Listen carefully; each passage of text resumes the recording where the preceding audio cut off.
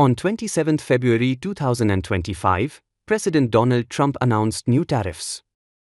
He plans to impose a 25% tariff on goods from Mexico and Canada with an additional 10% tariff on Chinese imports.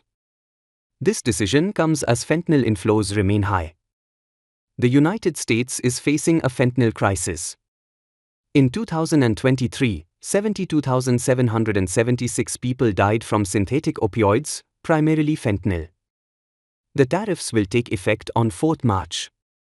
This coincides with China's annual parliamentary meetings. The meetings are a key political event where China outlines its economic priorities. Trump's announcement leaves China with little time to respond. The White House sees insufficient progress in curbing fentanyl deaths. Customs and Border Patrol agents seized 991 pounds of fentanyl in January 2025. This figure is down 50.5% from the previous year.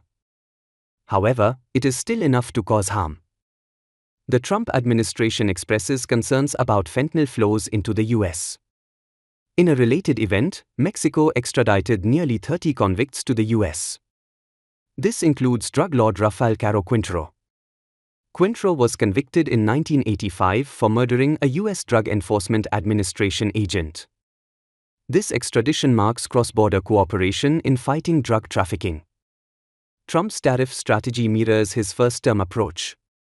During his initial term, he escalated tariffs in trade wars with China. The White House recently released an investment memorandum. This document categorizes China as a foreign adversary. It accuses China of exploiting investments to steal technology. The memorandum states that Chinese investors target key US resources. These include technology, farmland, and ports. The US is also reviewing the variable interest entity structure. This could lead to delisting Chinese firms if found detrimental. China has responded to the drug crisis. It reported cracking 38,000 drug-related cases last year. They seized 28.1 tons of drugs and captured several fugitives. However, it remains unclear if these figures relate to the US or fentanyl specifically. Currently, President Xi Jinping has not engaged in negotiations over fentanyl. China has applied limited retaliatory duties on US energy and farm equipment. The potential for increased tariffs on US imports from China looms. Existing duties could reach 25% on top of the new tariffs. US imports from China totaled $439 billion last year. Further tariffs could impact both economies.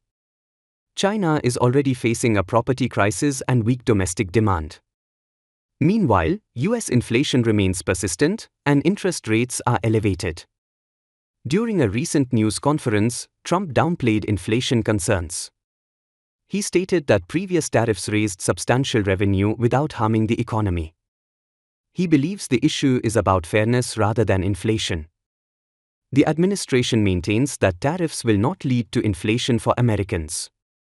The US seeks to address the fentanyl crisis while navigating complex trade relations.